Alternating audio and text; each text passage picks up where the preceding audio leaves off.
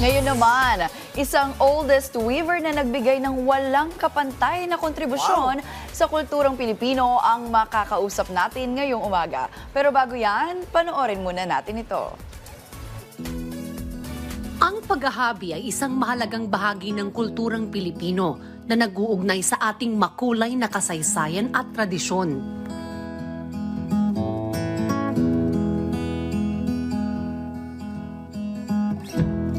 Sa Pilipinas, ang sining ng paghahabi ay hindi lamang isang technical na kasanayan, kundi isang pamana na nagpapahayag ng ating pagkakakilanlan at pagkakaisa bilang isang bansa.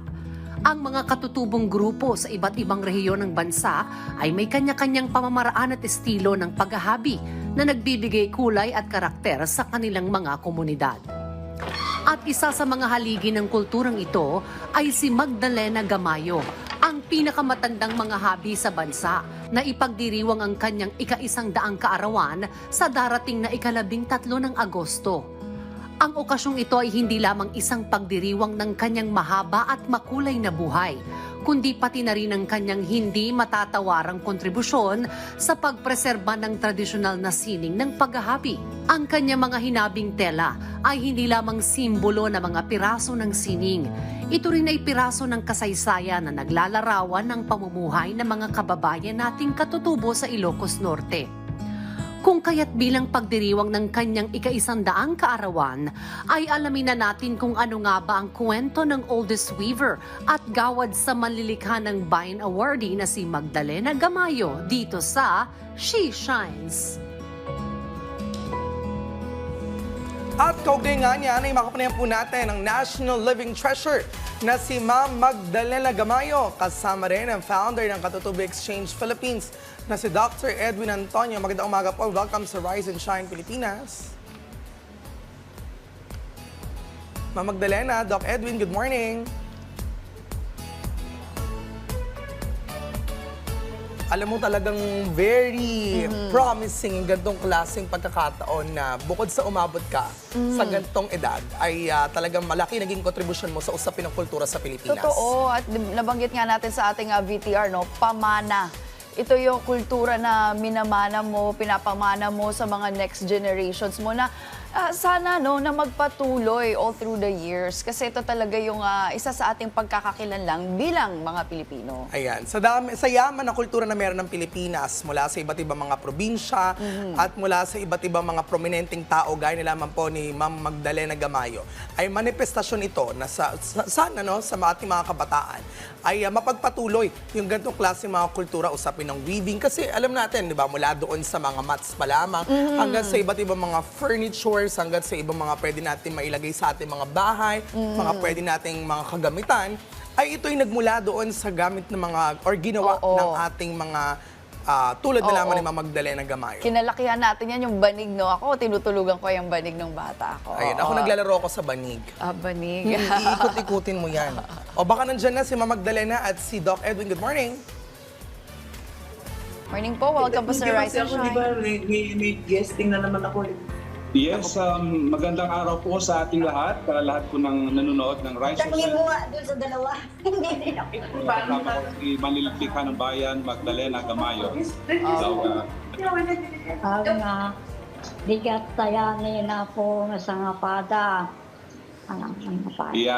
Binabati kayo ng ating Manlilikha ng Bayan, si Nana Magdalena Gamayo, na isang magandang araw po sa inyong lahat. Opo, magandang umaga rin po. Ito po, Ma'am Magdalena, una po sa lahat, ano po yung pakiramdam nyo na ipagdiriwang nyo po ang inyong ika-100 kaarawan? At yung pakiramdam po na may malaking kontribusyon po kayo sa sining ng paghahabi, Ma'am? Anak trick nam nga ag birthday ka na ag 100 ka tarta. Naragsa kiri na makita dagiti adong magipat-patagken man turtulong tika sa saad ko so pagragsata dagita ken adda kanya niya po sure ito si mangpagpakisak mangpagpakirot diri na katang Yeah. Ayan po, ang sabi niya is masaya po siya na magdiriwang siya ng isang kasangdang taon niya ngayong August 13, no? And of course, sa lahat po ng tumutulong din sa kanya, napakasaya niya kasi nandyan sila na tumutulong sa kanya at sumusuporta sa kanyang paghahabi. Kaya yun po ang kanyang gustong sabihin, no, sa kanyang sa inyong katanungan. Alright, Doc Edwin, patanong na rin kay Ma'am Magdalena kung paano niyo ipagdiriwang ang kanyang 100th birthday this coming August 14? May mga special ba na plano? Pupunta na ba sa DSWD para kunin yung 100,000 pesos? Ay, anak ti special nga programa at isagsagana ka ding programa para happy birthday nito no Agosto 13. Anak ti sagsagana na niya mo. Isagsagana ti probinsya ken NCCA. Anak ti sagsagana na niya mo. Kaya mo nga pagano. Actually, hindi pa niya alam kasi mga surprise programs po. Sabihin ko lang po, actually, naghahanda ang NCCA, National Commission for Culture and the Arts, na isang tribute para sa kanya on the 13, no? August 13 sa Plaza del Norte. And of course, may mga imbitadong mga public officials na magbibigay ng kanilang mensahe. And of course, may mga performances. And of course, dadalohan ito ng mga naimbitang mga malilikha ng bayan, no? Katulad ni Malilikha ng Bayan Adelita Bagcal at saka sina Malilikha ng Bayan Hadja Sakinor, no? Mula sa Tawi-Tawi. Kaya yun po, yun ang siguro hindi pa niya masyadong alam kasi, no? So, surprise. And of course, mayroong tinahanda rin ang province of Ilocos Norte at saka Pinili town ng isang programa din sa August 12 dito sa kanyang center din sa Lumbaan, Pikpika. Ngayong Agosto nga po, no, bukod sa 100th birthday, itong August 31, magtatapos din po ang 100 scholars sa paghahabi. Paano nyo po tinutulungan yung mga kabataan na matutunan yung sining ng paghahabi? At ano po yung inaasahan natin na para sa kanilang hinaharap, Ma'am Magdalena? Anak ano ti pa arapapon dito ubing nga nagsursuro ti Abel. Dati pang panunod ko, ituloy na kumati pag alay si aramid nga pinagabal. Tapno madida malipatan pinatuturo da siguro ti center ni nga umay da pagabulan, no. Ayan po ang sabi ni Manilikan ng Bayan Magdalena ay yung gusto niya sana, no, yung mga kabataan sana ipagpatuloy nila yung pag-aaral ng paghahabi para tuloy-tuloy yung kanilang engagement sa paghahabi. And of course, bukas lagi ang kanyang center para sa kanila, no, dito sa Gamaba Cultural Center dito sa Lumban, Pinili, para matuto pa rin ng iba pang mga aspeto ng paghahabi at saka siyempre mga iba-ibang disenyo pa. Yun ang kanyang pangarap din sa kanila, mga bata na naghahabi. And of course, gusto namin i-share na varied ages po ang kanyang mga trainees, no, mula youngest actually na-interview ato or na-feature din natin last time yung isang youngest weaver, 8 years old, isang babae. At saka meron tayo isang youngest boy din, no, 9 years old na nagkahabi rin sila. Sila ay parte doon sa Sagot 100 o yung 100 scholars na magsisipagtapos sa August 31. Alright, grabe nakakatuwa, no? 8 years old, di ba? Marami talagang pwede mga kabataan ang maaring maghabi. Start them young, ika nga. Pero ito, Doc Edwin, I wanna know on your part naman, paano po ninyo nakikita ang papel ng Katutubo Exchange Philippines sa pagpapaunlad at pagtataguyod ng mga katutubong sining at kultura? At ano po ba yung mga programa nito ngayong taon? Yes po, actually maraming naka-line up na activities, especially Indigenous Peoples Month sa October. So may mga school-to-school campaign kami, no? Pag Heritage Education Campaign na ginagawa natin, nagtuturo tayo sa mga kabataan kung ano yung mga kultura at tradisyon na meron sa atin, no? At ngayong araw po ngayon, no, binabati ko lahat ng mga kapatid nating mga katutubo dahil ito ay isang National Indigenous Peoples Day at saka International Day of the World's Indigenous People itong August 9. Kaya maligayang araw po sa inyong lahat. And of course, yun pa rin, tuloy-tuloy engagement na natin, no? Especially kay Malilikanang Bayan Magdalena Gamayo, patuloy yung partnership natin with her.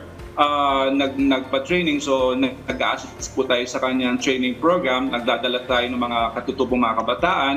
And of course, meron din tayong ginawang programa dyan kay Malilikanang Bayan, Estelita Bantilan dyan sa Sarangani, mat weaving naman. Kaya ganun po yung ginagawa natin, no? Nakipag-partner tayo sa mga different malilika para at least magdala ng mga trainees para matuto sila ng kanilang craft, no? Different art forms. So yun po yun, maasahan natin from Katutubo Exchange Philippines na mag-i-involve na mga katutubong mga kabataan para sa pag-celebrate ng ating mga indigenous cultural heritage. And of course, magkakaroon din kami 11th. Actually, we're celebrating our 11th anniversary this August 10, bukas po actually. Oy. So pang 11th year na namin, kaya binabati po natin lahat na ating mga kasapi na membro ng ating Katutubo Exchange Philippines. At lahat po ng sumusuporta ng Katutubo Exchange Philippines. Maraming salamat. Oo. Happy 11th anniversary po sa Katutubo Exchange Philippines. Opo, Ma'am Magdalena, ano po na lang po ang mensahe ninyo sa publiko na nais ring matutunan at itaguyod ang ating katutubong sining at kultura? Naanak di mensahe para na dito'y tutubo. Kita tutubo pa-uping na kaya natin soro. Para may maduda mga kaya may harot mayat sotoro kaya dati may sotoro mo tiyabon masudot ka nagpaka silolo ka ito na pangisoroa. Ayan po, ang sabi ng ating malilika ay ang mga kabataan ipagpatuloy aralin yung mga kanilang mga kultura at tradisyon. Of course, ang Abel din, paghahabi dito sa pinili ay open, no? Siya ay willing na magturo pa rin, no? Kahit na 100 years old. Actually, very active pa rin siya sa pagtuturo, si Nanang Magdalena. Kaya inimbitahan niya rin pa rin yung mga kabataan na lumapit at mag-aral ng Inabel or paghahabi. So pwede pong lumipad dyan para po makapag-aral. Ng paghahabi, Ng oo. Yes po. Pwede rin po kasi may mga different students siya, no? From Quezon City, may Cavite, from Pangasinan. So marami actually meron pala. pang dumating na foreigner. Pero welcome naman lahat ang pwedeng mag-aral. Maraming salamat po sa pagbabahagi sa amin ng iyong kwento bilang isang all-this weaver, Ma'am Magdalena Gamayo. At syempre maraming salamat din po sa pagbibigay ng detalye patungkol sa mga proyekto ng Katutubo Exchange Philippines, Dr. Edwin Antonio. Muli maraming salamat po. Maraming salamat. Thank you po.